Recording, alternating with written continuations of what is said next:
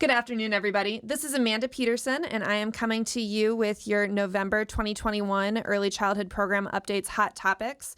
As a reminder, the best way to stay up to date on all things related to early childhood at the Kansas State Department of Education is to join our Early Learning Listserv, and you can do that by emailing Becky Strom, whose email is here on the screen, to join that listserv. You can also visit the KSDE website, www.ksde.org, and if you select the letter E at the top, you can scroll down and click on Early Childhood, and that will take you to our Early Childhood webpage where you can see this and other updates. We, this year, are releasing these the week after each State Board of Education meeting. A couple of key highlights from this month's program updates. First and foremost, it is great to know that there are updated and free Kindergarten in Kansas booklets that are now available. We partner with the Kansas Parent Information Resource Center to make these available to all programs across the state, whether you're in a school or a community-based program, free of charge. And we've updated these to include updated information about the Kansans Can Vision and the Kindergarten Readiness Snapshot.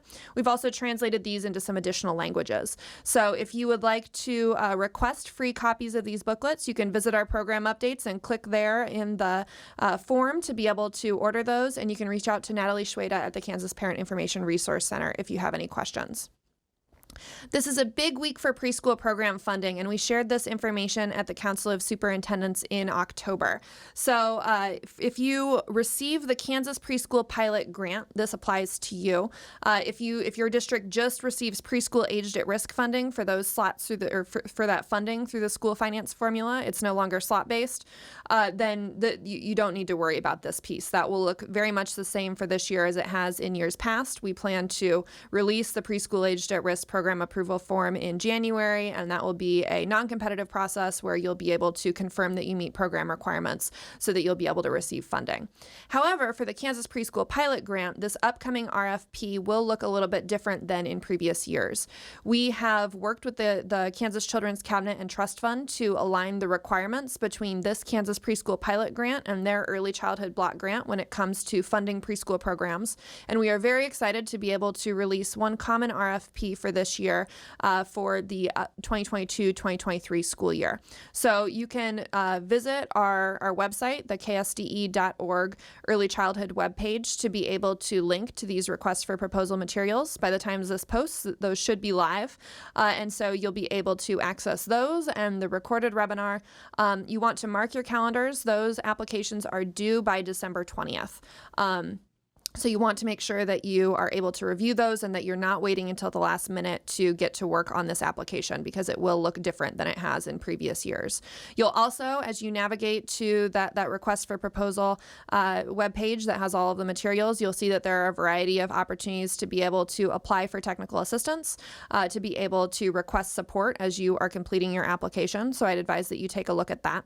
I'll also highlight, and this is very important and something that we have been sharing since last spring when we released the most recent round of funding, that for this upcoming 2022-2023 school year, districts who are applying for funds will first demonstrate that they're reinvesting their other available sources of revenue. So things like the state enrollment aid that's generated by preschool aged at risk students and preschoolers with disabilities, any accompanying weightings, particularly those for those students who qualify for free lunch and generate the at-risk weighting, any special education funds, any federal Head Start grants. Districts will demonstrate that they are reinvesting those other sources of funding before requesting Kansas preschool pilot funding to supplement gaps. So you'll want to pay particular care to your preschool revenue calculator and budget template that you'll submit as part of your application to confirm that you are fully reflecting all of the sources of revenue and all of the expenditures for your program, not just the funds that you're requesting through the grant. So December 20th, those applications are due, and you can visit the KSDE Early Childhood webpage to be able to navigate to the complete package of requests for proposals and other technical assistance pieces for this grant opportunity.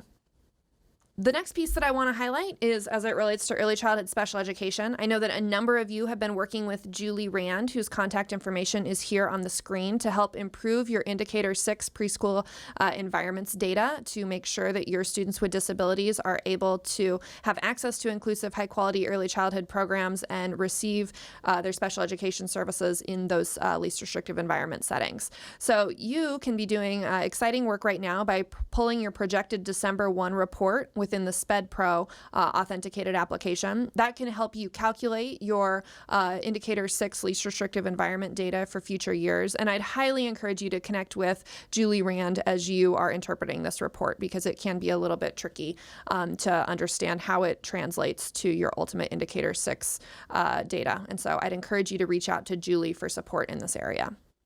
The very last thing that I want to highlight today is a little bit farther down in our news you can use section. And while I'm scrolling, thanks to all of you for your work to get your ASQ data in for the year.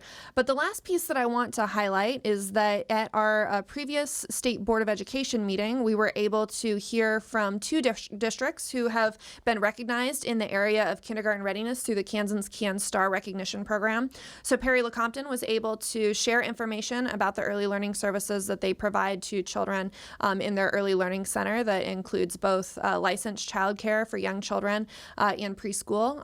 And then USD 265 Goddard was able to share both how they use co-teaching to deliver inclusive preschool services and also about a program that they've instituted to be able to help incoming kindergartners as they transition into kindergarten.